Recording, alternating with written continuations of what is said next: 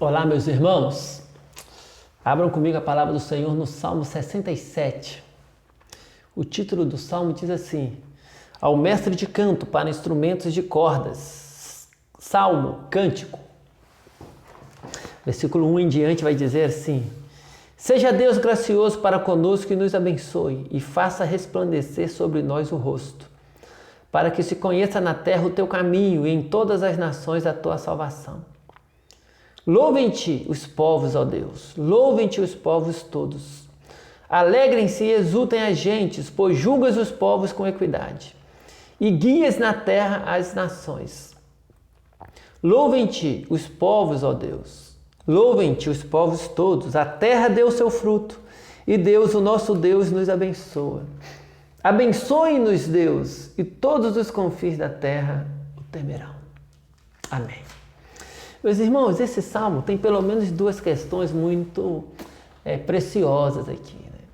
Né? O contexto desse salmo é um contexto que aponta para um momento de uma colheita muito boa. Né? O versículo 6 aponta para isso. A terra deu o seu fruto.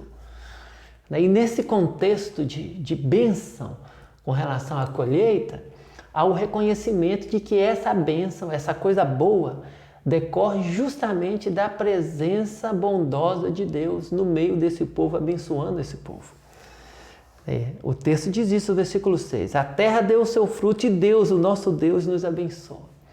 Então é um reconhecimento da bondade de Deus, da mão de Deus operando na vida desse povo. É a presença de Deus na vida desse povo, sendo aqui reconhecida e expressada no momento de uma colheita favorável. Isso é a primeira coisa que nos chama a atenção, isso nos ajuda a entender um pouco do momento histórico, né? Ou pelo menos um momento específico, embora a gente não consiga situar especificamente no tempo, mas a gente sabe pelo menos a ocasião, né? Isso aponta para um momento de uma colheita boa, e da forma como isso foi recebido no coração do salmista. Ele foi reconhecido como a expressão da bondade e da misericórdia de Deus na vida desse povo. E a gente vê que a linguagem, ela não é pessoal, não é o salmista falando dele apenas, né? Ele fala numa perspectiva da primeira pessoa do plural, né? Tem aqui, seja Deus gracioso para conosco, né? E no final ele diz, abençoe-nos, Deus. Então ele está falando no plural, como se expressasse exatamente aquilo que está no coração do povo. Essa é a primeira coisa. E a segunda coisa tem a ver com a percepção e, ao mesmo tempo, essa intenção que aparece aqui nas palavras do salmista, de que as bênçãos de Deus derramadas sobre o povo, elas deveriam servir de testemunho, de um instrumento para que os outros povos fossem alcançados. Então nós temos aqui uma percepção, né, uma consciência de que aquilo que Deus fazia na vida do povo não era para ficar tão somente ali, não era para se esgotar ali.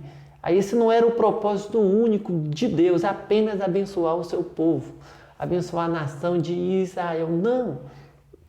Aqui o salmista reconhece, olha, Deus está nos abençoando, porque através dessa bênção que Ele derrama sobre nós, os outros povos serão impactados, eles verão a presença de Deus no nosso meio. Isso servirá de testemunho. Essa bênção sobre nós é para testemunhar e também para alcançar os outros povos. E ele não só reconhece isso, mas ele ora nesse aspecto. Então você percebe uma intenção também de que isso aconteça. O versículo 2 diz isso, olha, para que se conheça na terra o teu caminho e em todas as nações a tua salvação. E ele encerra o salmo dessa forma, abençoe-nos, Deus, e todos os confins da terra o temerão.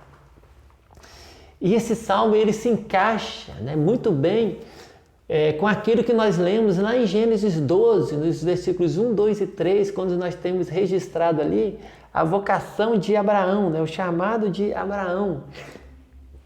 A gente vê ali Deus dizendo a Abraão, olha, em ti serão benditas todas as famílias da terra. Então esse salmo se encaixa muito, né, com muita tranquilidade, com aquela vocação, com aquele chamado de Abraão.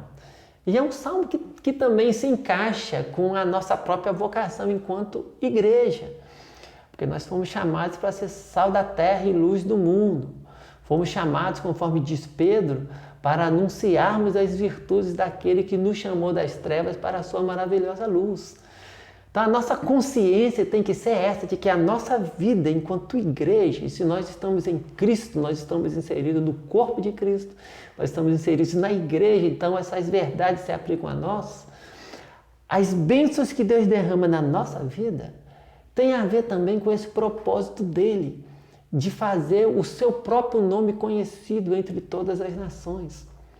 E isso, então, esse salmo tem que ser encarado por nós com esse desafio, de que as nossas orações sejam: Senhor, nos abençoe, tenha misericórdia de nós, derrame a graça e a bondade do Senhor sobre nós, mas ao mesmo tempo elas devem se fazer acompanhar dessas cláusulas aqui, para que se conheça na terra o teu caminho, para que se conheça no mundo a tua salvação, para que todas as nações conheçam a tua misericórdia, para que até os confins da terra, até os confins do mundo chegue a tua verdade e o conhecimento do Senhor, para que os confins da terra te temam.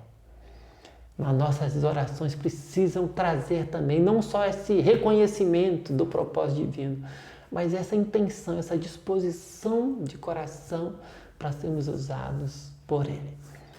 Que Deus trabalhe conosco, no nosso coração, trabalhe no meu coração, o teu coração, para que tenhamos esse desprendimento. Não só a consciência, mas também o desejo de sermos usados por Deus. Não só que saibamos que Deus quer nos abençoar e nos abençoa para que a bênção na nossa vida seja um testemunho também para que os outros o conheçam. Ou seja, o que Deus faz na nossa vida, Ele o faz para a sua própria glória, para glorificar o seu próprio nome. Que tenhamos não apenas essa consciência, mas o nosso coração deseje ser esse instrumento. Que aquilo que Deus faz na nossa vida, que nós desejemos de fato, que isso se multiplique em glória e louvor e em salvação. No nome de Deus sendo conhecido e a salvação de Deus chegando na vida de muitos. Que oremos todos os dias assim: Senhor, nos abençoe e todos os confins da terra te temerão.